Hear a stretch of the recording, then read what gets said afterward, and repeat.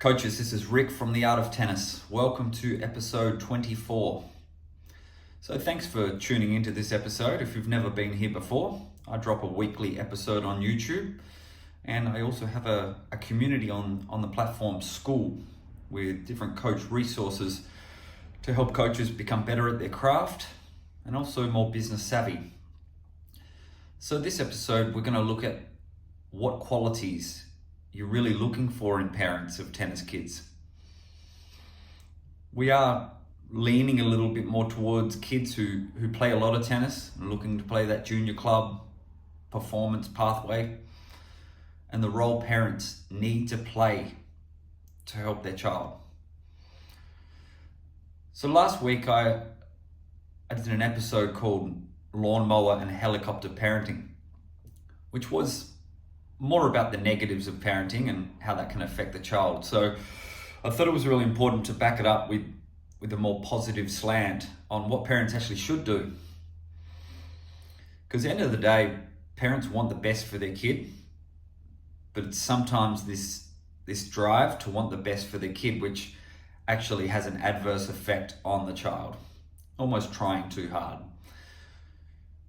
So I've got the 10 qualities of tennis parents, and so we're going to go through that. So number one, I need to focus on the effort, not the outcome of their child's tennis. So if a child plays a really great match, using their new serve group, trying their slice, run for every ball, battle to the end, but they lose 6-4, 7-5 to a good player, okay, praise the effort. What did they do well? All right. Well, you ran so well. You didn't give up on anything. Loved how you use your slice. So if you're praising the outcome, then the kids are going to be constantly looking for potential shortcuts to achieve that outcome.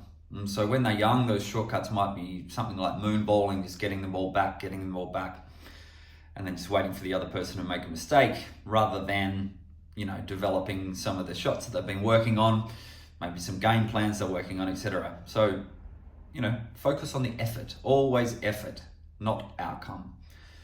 Number two, see the long game. See the long game. So what that means is it doesn't matter how good your child is at 10 or 13, okay? If you've got a player who's really passionate about tennis, you need to be taking more of a 10-year plan. Okay, start at 8, go to 18. Start at 6, see where they're at 16. So it really is a long-term game. Now, kids are growing all the time. They're mentally growing, they're physically growing. And so they're going to be changing, and they're going to have different stages where they improve more. And sometimes they might, more consolidate and plateau a little bit in stages. But it's the long term, right? So if you're looking for instant results, that's not the right attitude as a parent. So parents need to see the long game. So if their child is playing, okay, I don't want to say who cares, because it matters that they're trying to win, but it doesn't matter if they win every match, and it certainly doesn't matter if they win that particular tournament at 10 years old, 11 years old, okay, especially if it's at the expense of improving more over the long term. Okay, so it's long term, and coaches know this, all right, always thinking long term. Do I work on that continental grip serve now? Or do I just let them just be slightly around and just get it in so they don't suffer those double faults?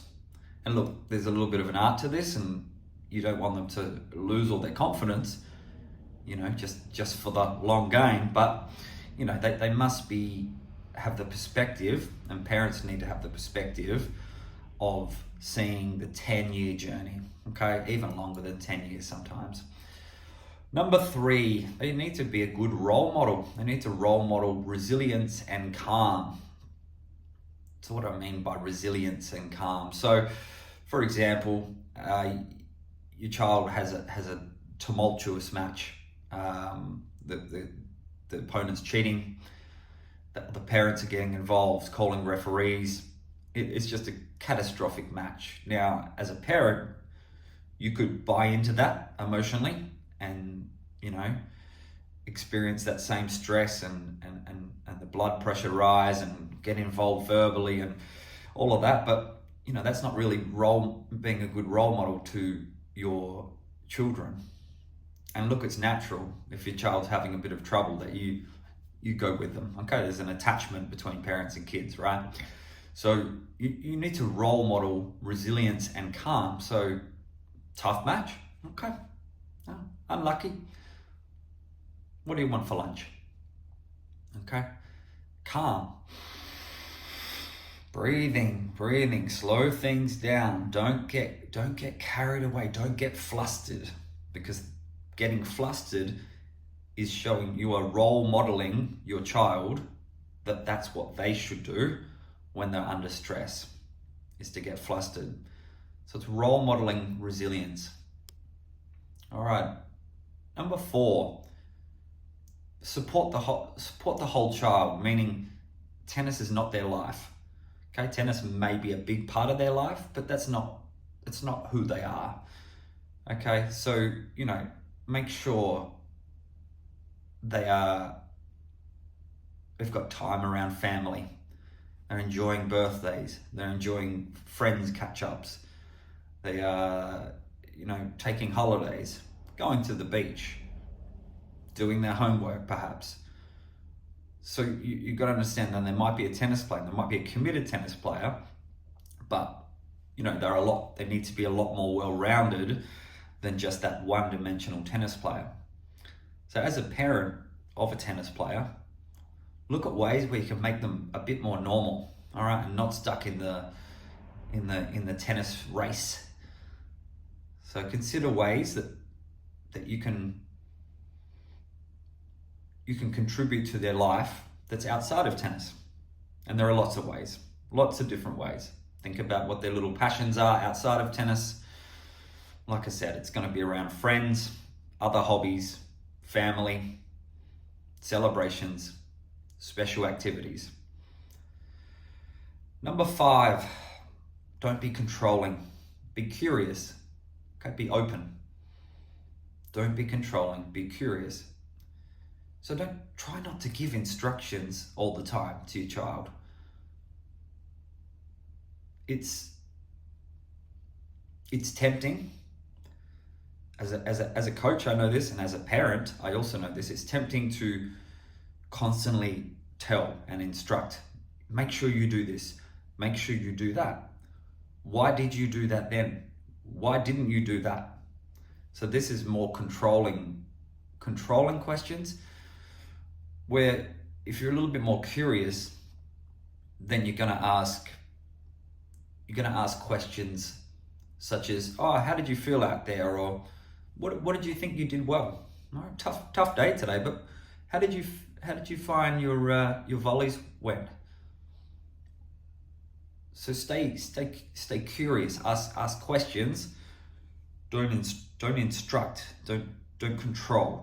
Don't try to control them with what you are thinking they should be doing, because it's not really teaching them, because they don't really want to hear it from you, and so then they're most likely going to be fairly closed to it anyway. But if you ask questions and you're curious, then that activates it activates a little bit of curiosity in the child as well, without thinking through, okay, well, actually that part was really good, and I just found that I was over hitting the backhand. It wasn't, maybe it's the top spin I need to work on, right? So it's that stay curious, not controlling as a parent. Number 6, let the coach coach. Don't do the coaching. Now, as I said last episode, there are some rare exceptions where the parents can be the coach. And if that's the case, then that's the relationship. They've got to find a way to separate coach and parent at the end of the session. But 99% of the parents are not coaches and have very, very little tennis background. And even if they do have a tennis background, they might not have a coaching or a teaching background to help deliver these messages in a smart way. So let the coach do the coaching. Okay? Definitely don't give instructions from the sideline. during a lesson and during a match is even more catastrophic. Don't give instructions. No instructions. No, remember your left arm up. No, all right, ready position, get in your ready position. Like it's pointless to be saying this, because there's a coach whose job it is to do it. There's a child who's pretty closed off to hearing from you because you're the parent, not the coach. And in a match situation, it's just going to have a negative effect anyway, because it's going to fill their mind with thoughts and, oh, I've got to do this, I've got to do that, mum and dad are saying this, I better, and so they can't actually concentrate on the game and the match at hand. Back to coach. Even if progress is slow, and even progress sometimes goes backwards. All right, it doesn't go backwards much, but if you're working on something new, it might go backwards a little bit while they integrate it into their game. So back to coach, understand, like the point before, it's a long-term plan. So always back to coach. Okay, so number 7, build routines around tennis. So as a parent, you're not a coach, but you're a little bit of a team manager. And it is important to be a team manager because you're managing a busy schedule. You're having to be the Uber driver or taxi driver for multiple times a week. You're having to hang about, come back, wait at tournaments. And we all know that tournaments can be a massive drain on people's time, taking multiple days. You're never sure what time it is the next day. So you, as a team manager, you've got a big job, right? So you need to be, as a parent, you need to be reliable. You need to be that perfect concierge almost, right? So if it's not a manager, like a concierge where, you're helping them out, get to places. You're also helping them, try to eat well, okay? Stay fueled up with decent food, all right? Hydration, rest. As a manager or a concierge, you need to help them get good sleeping habits. So that's, there's a lot of logistics and scheduling. Right? As a coach, I don't take control. As a club coach, I don't take control of my better players' scheduling of tournaments. I normally hand it over to the parent and say, look, I recommend they take a small break in the holidays, but play a tournament or two. Okay, so you balance a little bit of holiday time with some tournaments. As they get older, 15, 16, and they're very, very keen, aspirational tennis player, then they might need to play tournaments right the way through holidays. So parents, you're scheduling and you're busy, and you've got to be on it. You've got to be reliable, and you've got to be planning and organized to really do it well. So I think that team manager part's really important. Okay, so number 8, encourage independence or autonomy. So this is the child's long-term plan, is to become an independent tennis player. Right? When you're playing tennis, you're independent. No one can help you out there. You're having to solve the problems yourself. And so you want to really encourage that child to start to take on some autonomy with their own tennis. And what can autonomy be? Right? It can be as simple as remembering to bring your racket and drink from the car. Filling up your own drink bottle. Remembering to pack a banana and a muesli bar. All right? Starting to take control of those things that they're going to need if they're 18 or more, playing college tennis or playing their first, decent level tournaments where they're on their own, especially if they're traveling. So think of it that you're trying to help them long term. So slowly but surely, you want to be helping them pack their own bag, speak to the coach, ask a question to the coach, give feedback that that's, on their own match rather than the parent giving feedback. So it's really, tennis is that vehicle for life skills such as independence. And for me, huge on this. Right? Tennis to me is like entrepreneurship.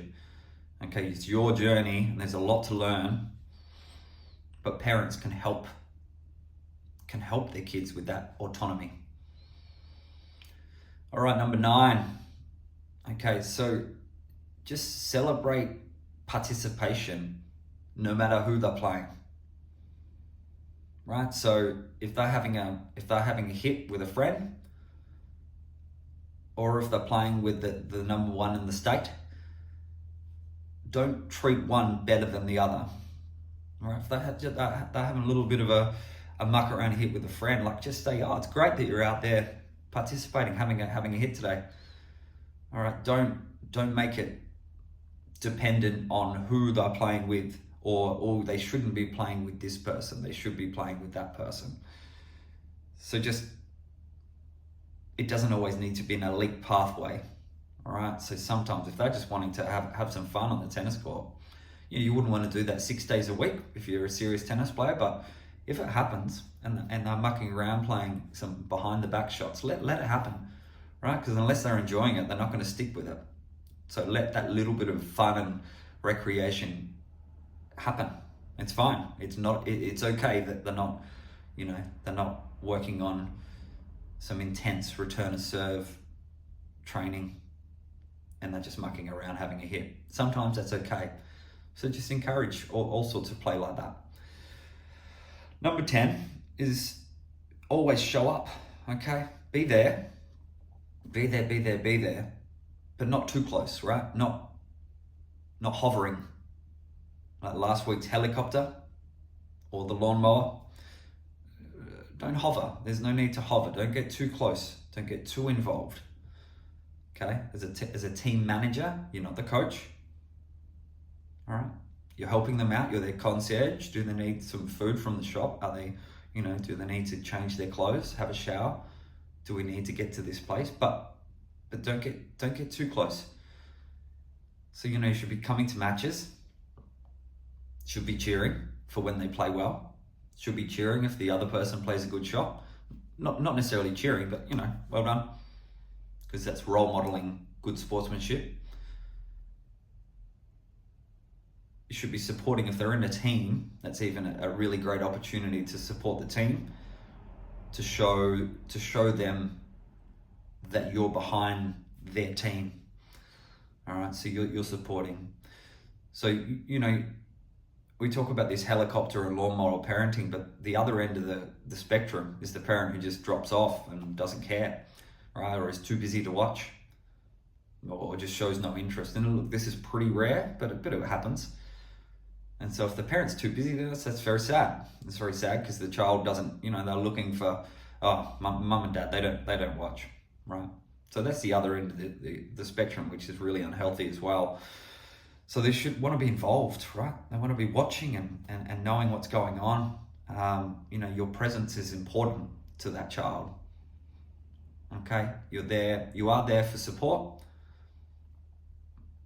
but you're not there to get on the inside. Okay, you're watching as a parent. So I think these are 10 great qualities of a great tennis parent, and all of them are going to be hard for parents, right?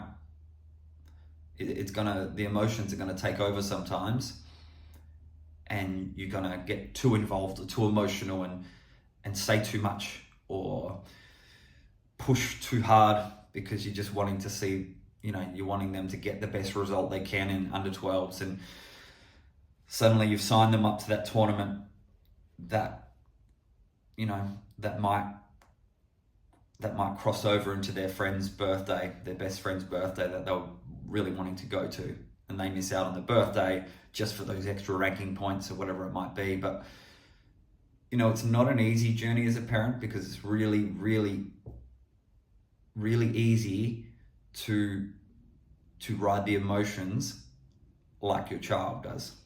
Okay, child is up, you're up. Yeah, this is amazing. Child is down. Oh, this is sad. What are we going to do? You can't. You need to be the role model of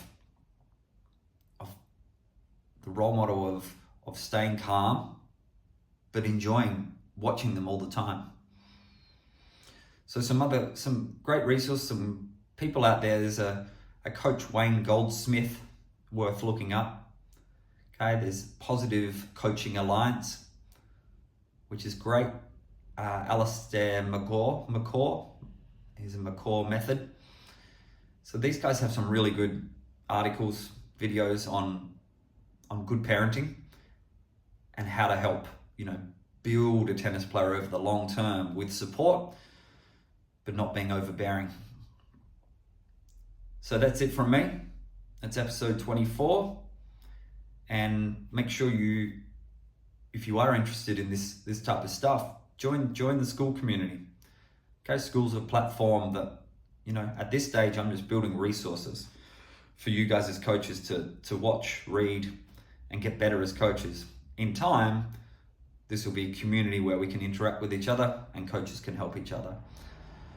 So that's it from me, episode 24. We will see you next week. Cheers.